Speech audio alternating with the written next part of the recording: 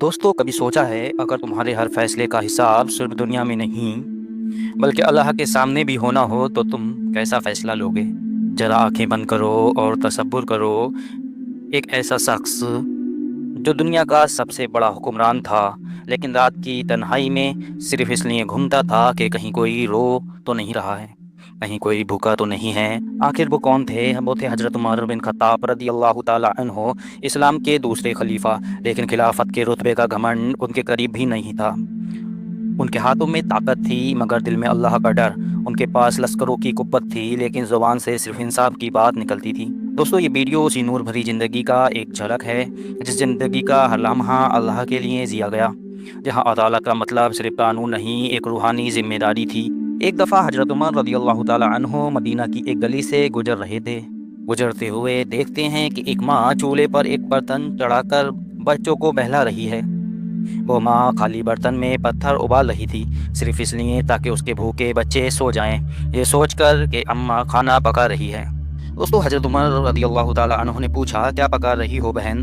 اس ماں نے کہا، کچھ نہیں، گھر میں کچھ بھی نہیں ہے، بس ان بچوں کو تسلی دے رہی ہوں۔ حضرت عمر رضی اللہ تعالیٰ عنہ کا رنگ پیلا پڑ گیا، ضمیر کانپ گیا، اور اس رات خلیفہ خود اپنے کندھے پر آٹا اٹھا کر لائے، خود روٹی پکائی، خود اس ماں کو دی اور کہا، عمر کا حساب اللہ کے سامنے سخت ہوگا اگر کسی ماں کی دعا یا بد دعا اس تک پہنچ گئی۔ دوستو یہی تھا وہ انصاف جہاں حکمران اپنے آپ کو سب سے پہلے جواب دہ مانتا تھا، جہاں آخرت کا تصور ہر فیصلے میں جھلکتا تھا۔ دوستو ایک اور واقعہ ہے، ایجپٹ کا ایک کرسچن شخص مدینہ منورہ آتا ہے اور شکایت کرتا ہے کہ گورنر نے اس کے ساتھ ناانصافی کی ہے۔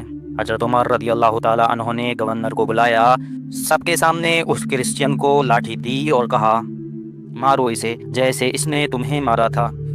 اسلام میں انصاف صرف مسلمانوں کے لیے نہیں، انسان کے لیے ہوتا ہے۔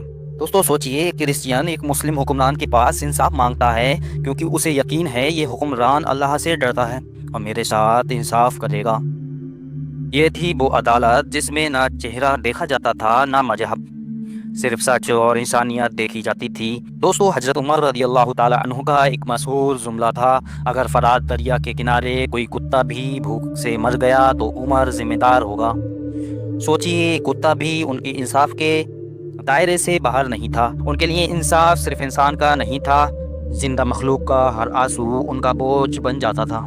ان کے دور میں مدینہ کی سرحدیں ہندوستان سے لے کر روم تک پھیلی ہوئی تھیں، مگر حضرت عمر رضی اللہ تعالیٰ عنہ کے دل میں ہر ایک فریادی کے لیے جگہ تھی۔ وہ راتوں کو نکلتے، گلیوں میں دیکھتے کہ کوئی پیاسا تو نہیں ہے، کوئی اکیلا تو نہیں ہے۔ ان کا دل ان لوگوں کے لیے دھڑکتا تھا جنہیں دنیا نے بھلا دیا ہوتا تھا۔ دوستو عدالت کا مطلب صرف فیصلہ سنانا نہیں ہوتا، عدالت ہوتی ہے روح سے فیصلہ لینے والی۔ جب آپ کے پاس طاقت ہو اور آپ اس طاقت کا استعمال صرف اللہ کی رضا کے لیے کریں تو انصاف کا اصلی نور ظاہر ہوتا ہے۔ حضرت عمر رضی اللہ تعالیٰ عنہ کے ہر فیصلے میں ایک خوف ہوتا تھا، لیکن یہ خوف کسی فوج کا نہیں تھا، یہ تھا اللہ کا خوف اور آخرت کا پکا یقین۔